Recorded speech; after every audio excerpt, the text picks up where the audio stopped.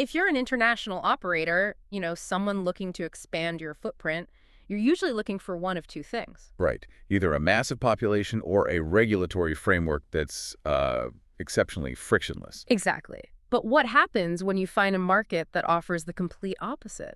Tiny population. Strict regulatory control, and yet there's this undeniably world-class tax incentive hiding in there. That's the fascinating paradox we're looking at today. The iGaming landscape in Georgia.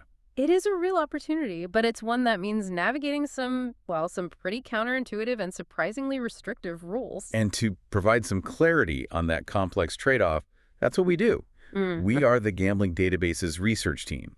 We're a group dedicated to delivering these in-depth analyses of the global iGaming landscape. For every market. Yeah. In each country-specific report, we explore the key aspects, local regulations, taxation, player experience, all of it. The whole pitch. Our goal is to provide a clear, data-driven understanding of how the gambling industry functions in each market and what makes it truly unique. So if we look at the raw statistics for Georgia, you immediately get the scale of the challenge and, I guess, the potential prize. The population is small. Really small. It's sitting at about 3.7 million people. So you're dealing with a customer base that's, the size of a medium European city? Roughly, yeah. But despite that small scale, the iGaming market itself is projected to be worth $204 million by 2025. That's a strong growth engine. It really is. It shows a compound annual growth rate, a KR of nearly 8% through 2031. And crucially, the legal status is clear. Fully regulated right under the Ministry of Finance. It is definitely open for business, but, as we're about to see, only on Georgia's very specific terms. Okay, so let's unpack that central contradiction. The whole framework feels like a deliberate exercise in duality. They're trying to do two things at once. Balancing this strict local compliance, protecting their citizens, and then at the same time, launching a surprisingly competitive international tax system. And the result is an environment that feels business-friendly on paper, but highly controlled in practice. And that local control, it hits the local consumer first, and it hits them hard. Right out of the gate. This is, I think, maybe the most surprising consumer restriction we've found anywhere. I agree. Georgian citizens have to be 25 years or older to participate in any form of gambling. Online, land-based, anything. 25. Meanwhile, foreigners visiting the country or playing on the international site only need to be 18. Right. Wait. So you're eliminating the entire 18 to 24 demographic. That is, that's globally recognized as the most digitally active and often the most interested group for new online platforms. But so why would the state do something so clearly detrimental to their own local revenue? it's a deliberate public health and social protection measure, but the effect on the market is enormous. For an operator who's targeting Georgians, you instantly lose that lucrative, digitally native 18 to 24-year-old segment. Gone. So that small population pool just got even smaller. Exactly. It pushes the average age of the local gambler up dramatically, and it just fundamentally shifts your local strategy away from high-volume mobile-first growth. That one restriction immediately defines the only viable strategy, doesn't it? And it explains the regulatory changes we're seeing. Effective December 2024, the state introduced offshore online gambling licenses and really cemented a mandatory dual domain structure. So if you want to operate in Georgia, you have to run 2 separate websites. One domain strictly for Georgian citizens and a second completely separate one for foreign players. It sounds complex to manage, but the entire system is driven by one just colossal financial incentive. Exactly. And here's where the math gets really interesting. This is where Georgia positions itself as a major international contender. Okay. This dual strategy is tied directly to the tax on gross gaming revenue, or GGR. So how does it break down? The GGR tax rate is 15% for all revenue from local Georgian players. Yeah. That's, competitive, but fairly standard. Right. But for revenue from foreign players, that rate drops to a significantly reduced 5%. 5%. A 5% GGR rate? That's practically unheard of in regulated markets. It is. I mean, to put that in perspective for you, most major European hubs, places like Malta, the UK, they're often dealing with GGR rates closer to 20%, maybe even higher. So 5% is an absolute game changer for your margin calculations. No kidding. It is a world-class rate. It puts Georgia in the same low tax bracket as some specialized offshore jurisdictions. But with the stability of a regulated state. Crucially, yes, Yeah. it offers the legitimacy and stability of a fully regulated state. This instantly makes it an extremely attractive hub for international ops, especially those looking to legally target, say, CIS and Eastern European markets while keeping their tax exposure low. And if you are ready to jump on that tax benefit, it seems the bureaucracy, at least at first, won't slow you down. The speed to market is impressive. Yeah, licenses can be obtained really quickly. We're talking from as little as 1 to 20 working days. Depending on if you pay for the expedited service, of course. Of course. And the fee structure for the licenses, it's manageable for serious players. It ranges from about 85,000 US dollars up to maybe 370,000. And that varies by the activity and urgency. It really shows they want to get operators set up quickly. But that 5% low tax environment, it comes with a massive commitment on the operator side. A huge one. And it's primarily about state oversight. This brings us to the compliance backbone of the entire system: mandatory surveillance. Mandatory surveillance, that sounds intense. It is. Licensed platforms are required to incorporate real-time transaction monitoring systems. And what does that mean in practice? It means they have to be linked directly to the state's surveillance infrastructure. Every bet, every win, every deposit, every withdrawal, it's all logged and accessible immediately by the Ministry of Finance. Wow. What's fascinating here is that there's essentially zero privacy for operator data from the ministry.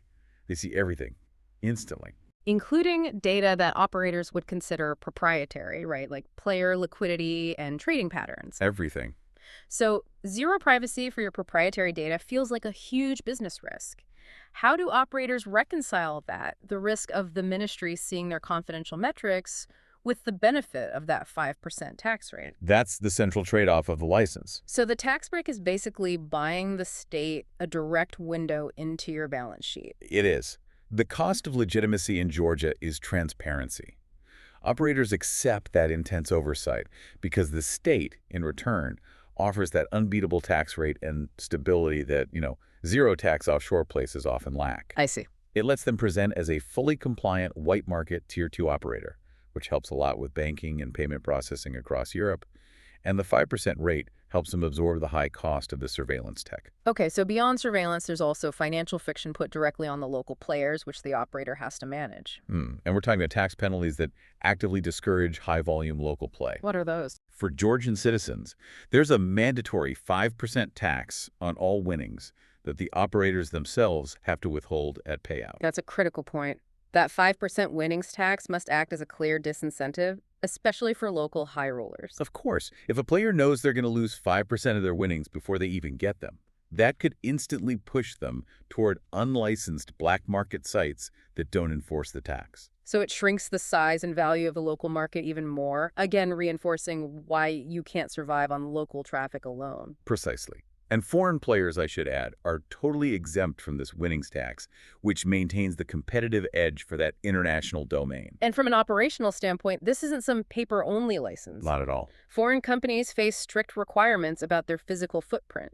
They have to register a local legal entity, like an LLC, and maintain a physical office and staff. Remote operations are explicitly not allowed. This is not a license in a briefcase jurisdiction. Right.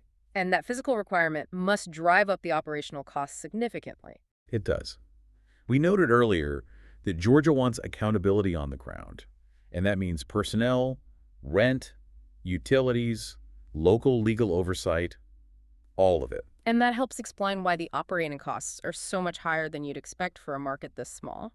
And why they need that 5% foreign GGR rate to make the whole thing profitable in the first place. And finally, they put some serious handcuffs on customer acquisition, especially if you're targeting the local market. The advertising constraints are very strict. Yeah, broadcast, advertising, TV, and radio is completely banned between 6 a.m. and midnight. Which is effectively a near total ban on traditional mass media for 12 of the most important hours of the day. So what does that all mean for strategy? It means you're fundamentally forced into digital-only campaigns or, high-profile sports sponsorships to reach the local population. Yeah. And that just severely drives up the cost of customer acquisition, especially with established local competitors already there. So if you're trying to catch someone with an online casino ad, you basically have to wait until they're home for the night. Pretty much. It forces a very specific quiet time approach. Given all these restrictions, the 25 plus age limit, the 5% local winnings tax, the high compliance cost, the ad ban, you start to realize that the local market really is just the mandatory price of entry. It's the price you pay to get that world-class foreign license. Yeah. And if you think the government is bluffing on these restrictions, the enforcement is quite severe. How so? Operating without a license can lead to felony charges and imprisonment for up to 5 years. Wow. And critically, Georgia has strong extradition treaties with the U.S., the U.K., and the EU. So this idea that it could be a safe haven for illegal operators, it's just not true. They treat this very seriously. Okay, let's pivot now from the regulatory cost of entry to who operators are actually trying to reach. Let's look at the consumer profile, the digital behavior, focusing on that local user base. Right, which is still the mandatory foundation of the license. The core local demographic is defined by that 25 and up rule. So we're looking at adults aged 25 to 54. Yes, with a literacy rate over 99%, which points to a highly educated user base.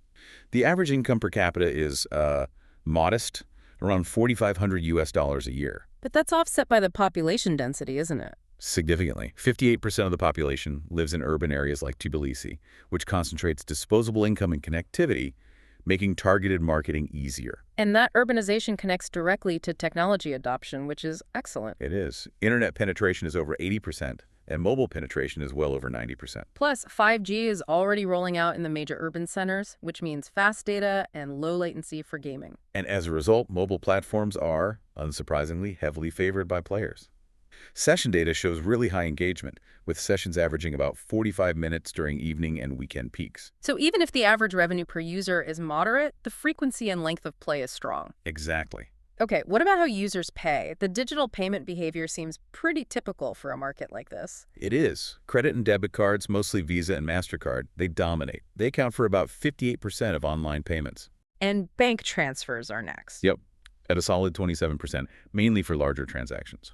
We see e-wallets capturing about 10%, which is a bit lower than some Western markets. Suggesting a strong preference for traditional banking. Right. And finally, emerging crypto adoption is there, but it's small, around 3% of usage.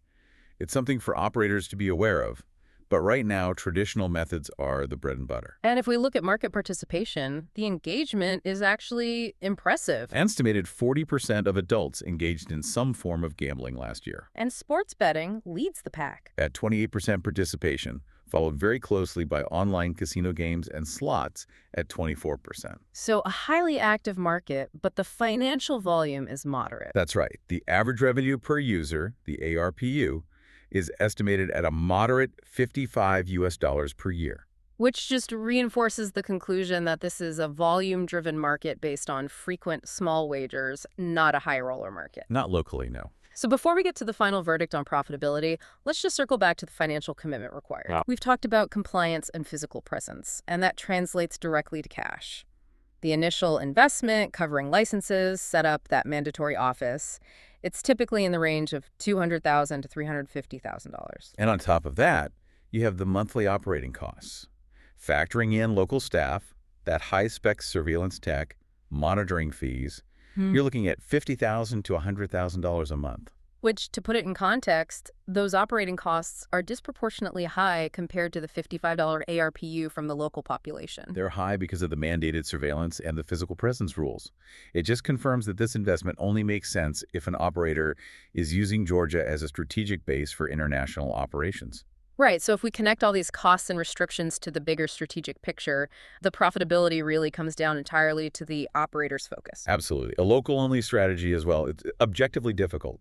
I'd say maybe even unsustainable for a new entrant. The numbers just don't add up. The small market size, that 25-plus age limit, the 5% local winnings tax, the high compliance burden, it just doesn't justify spending $50 to $100 a month. The volume isn't there, and the regulatory friction is way too high. But the entire investment thesis just flips on its head if you leverage the international opportunity. Precisely. As a low-tax hub for foreign operations, the economics are superb. That 5% foreign GGR tax rate provides a highly desirable Tier 2 white market license. It does. It means the license offers the stability and legal backing you need to target the wider CIS and Eastern European region, which is a huge underserved market, without exposing yourself to the excessive taxation you see in Western Europe. It's the perfect strategic bridge. It really is. So the path to success is highly segmented. It's deliberate. It requires adapting to regulations, investing heavily in robust KYC and AML frameworks to keep the state happy. And above all, using that dual domain license structure effectively to firewall and optimize both the local 15% and that hugely valuable international 5% revenue stream. So the trick is to minimize your local marketing spend while you maximize your global reach. That's the formula. Okay, so here's a final thought to leave you with. Given the mandatory state surveillance, where the Ministry of Finance sees all of your data in real time, and those highly restrictive rules and tax burdens on local players, what is the true hidden cost of a white market license like this? And how does that non-financial cost balance against the enormous financial benefit of that 5% foreign GGR tax rate? That's the strategic calculation every serious operator has to make. Deciding if the Georgian paradox is worth the price of admission. We are the Gambling Databases research team dedicated to delivering these in-depth analyses. For the full text of this and other country reports, visit our website at gamblingdatabases.com.